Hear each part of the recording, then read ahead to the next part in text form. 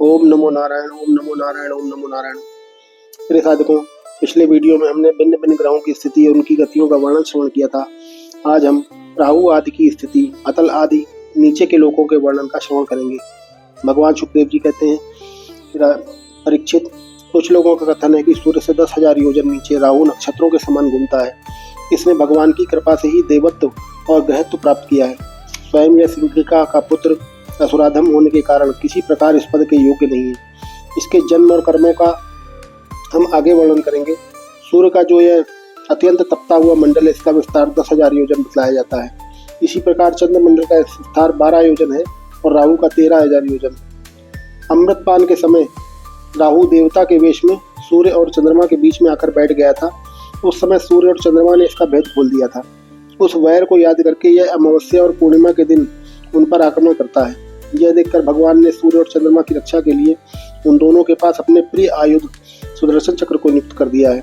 वह निरंतर घूमता रहता है, इसलिए राहु उसके असह्य तेज से उद्गिन्न होकर और चकित होकर मुहूर्त मात्र उनके सामने टिककर फिर सहसा लौट जाता है।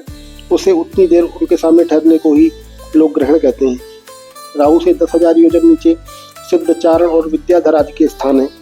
उनके नीचे जहाँ तक वायु की गति है और बादल दिखाई देते हैं, अंतरिक्ष लोक है। यह यक्ष, राक्षस, पिशाच, पेत्र, प्रेत और भूतों का विहार स्थल है। उससे नीचे 100 योजन की दूरी पर यह पृथ्वी है। जहाँ तक हंस, गिद्ध, बाज और गरुड़ आदि प्रधान पक्षी उड़ सकते हैं, वहीं तक इसकी सीमा है। पृथ्वी के विस्तार और स्थिति आदि का वर्णन तो हो ही चुका है। इसके भी नीचे अतल, वितल, सुतल, तलातल, महातल, रसातल और पाताल नाम के 7 भूगर्भ स्थित बिल या लोक हैं। ये एक के नीचे एक 10,000 योजन की दूरी पर स्थित हैं और इनमें से प्रत्येक की लंबाई और चौड़ाई भी 10,000 योजन ही है।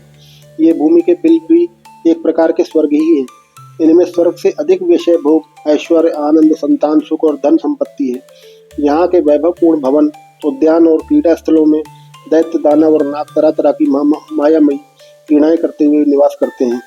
वे सब गृहस्थ धर्म का पालन करने वाले हैं। उनके स्त्री, पुत्र, बंधु बांधव और सेवक लोग उनसे बड़ा प्रेम रखते हैं और सदा प्रसन्नचित रहते हैं। उनके भोगों में बाधा डालने की इंद्र आदि में भी सामर्थ्य नहीं है। इन बिलों में मायावी मैदानों की बनाई हुई अनेकों पुरियां शोभा से जगमगा रही हैं, जो अनेक जाति की सुंदर सुंदर श्रेष्ठ मणियों से रचे हुए चित्र विचित्र भवन, परकोटे, नगर द्वार, सभा भवन, मंदिर, बड़े बड़े आंगन और ग्रहों से सुशोभित है तथा जिनकी कृत्रिम भूमि फर्शों पर नाग और असुर के जोड़े, कबूतर, तोता, मैना आदि पक्षी किलोल करते रहते हैं। यहाँ सूर्य का प्रकाश नहीं जाता, इसलिए दिन रात आदि काल विभाग का भी कोई खटका नहीं देखा जाता है। वहाँ के संपूर्ण अंधकार को बड़े बड़े नागों के मस्तकों की मणियां ही दूर करती हैं। इन लोकों के निवासी जिन औषधि, रस, रसायन, अन्न, पान और स्नान आदि का सेवन करते हैं, वे सभी पदार्थ दिव्य होते हैं। इन दिव्य वस्तुओं के सेवन से उन्हें मानसिक व शारीरिक रोग नहीं होते तथा झुर्रियां पड़ जाना, बाल पक जाना, बुढ़ापा आ जाना, देह का कांतिहीन हो जाना, शरीर में से दुर्गंध आना, पसीना चूना, थकावट और शिथिलता आना तथा आयु के साथ शरीर की अवस्थाओं को बदलना, ये कोई विकार नहीं होते। वे सदा सुंदर, स्वस्थ, जवान और शक्ति संपन्न रहते हैं। उन पुण्य पुरुषों की भगवान के तेज रूप सुदर्शन चक्र के सिवा और किसी साधन से मृत्यु भी नहीं हो सकती है। सुदर्शन चक्र के तो आते ही भय के कारण असुर मणियों का गर्भस्राव और गर्भपात हो जाता है। अतल लोक में मैदानों का पुत्र असुर बल रहता है। उसने 96 प्रकार की माया रची है। उनमें से कोई कोई आज भी मायावी पुरुषों में पाई जाती है। उसने एक बार जमाई ली थी। उस समय उसके मुख से केवल अपने वर्ण के पुरुषों का रमण करने वाली कामिनी और कुंशली 3 प्रकार की स्त्रियां उत्पन्न हुई।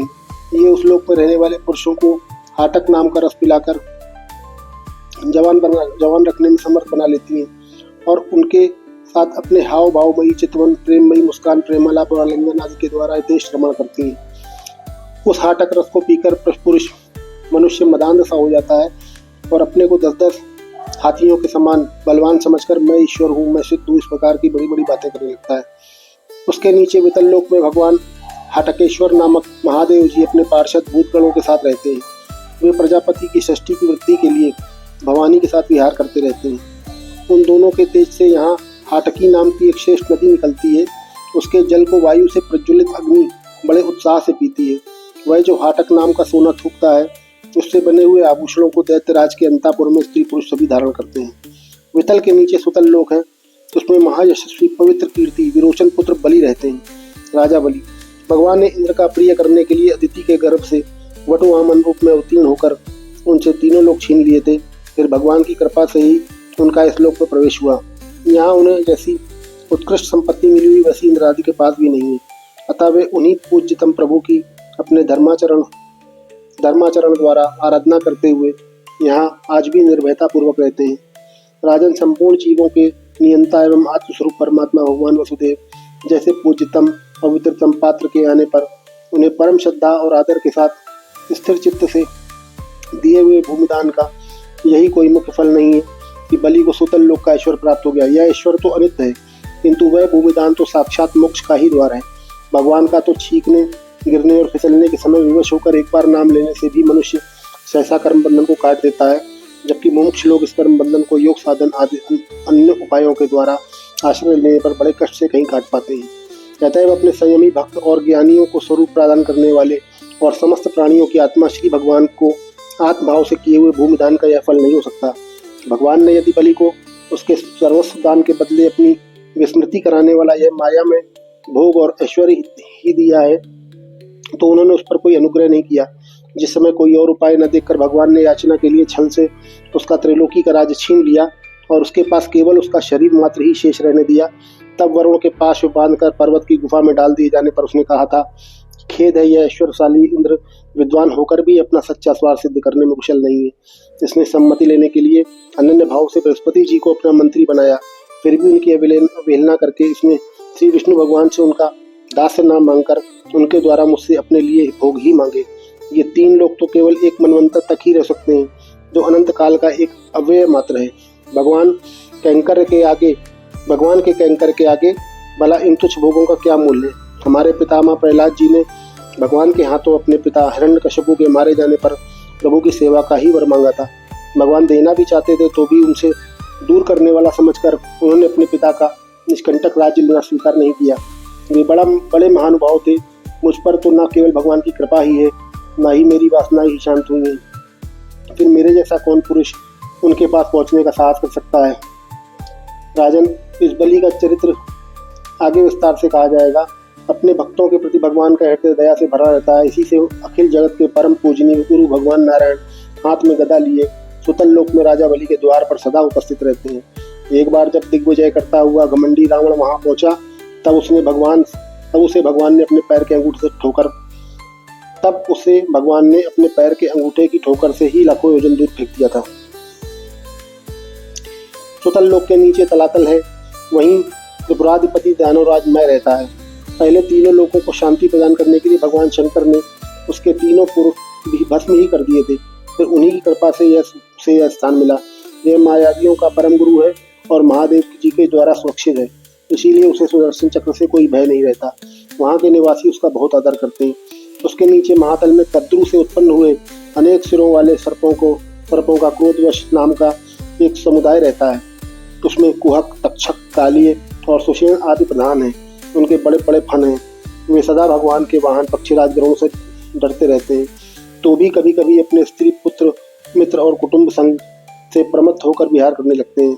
उसके नीचे रसातल में पड़े नाम के दैत्य और दानव रहते हैं। वे निवात, कवच, काले और हिरण्यपुरवासी भी कहलाते हैं। इनका देवताओं से विरोध है।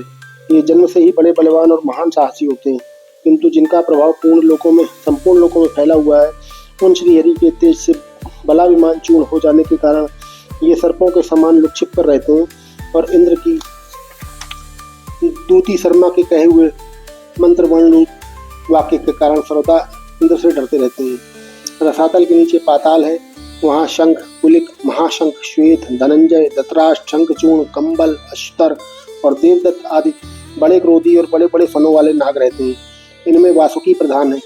उनमें से किसी के 5, किसी के 7, किसी के 10, किसी के 100 और किसी के 1000 सर हैं।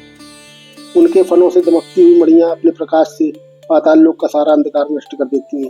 तो प्रिय साधकों, ये थे पृथ्वी से नीचे अतल आदि नीचे के लोगों का वर्णन था। अगले वीडियो में हम नरक और उनकी गतियों का, कितने प्रकार के नरक हैं और उनमें क्या गतियां होती हैं जीव की पाप कर्म करने के कारण, उसका श्रवण करेंगे। तो के लिए ओम नमो नारायण, ओम नमो नारायण, ओम नमो नारायण।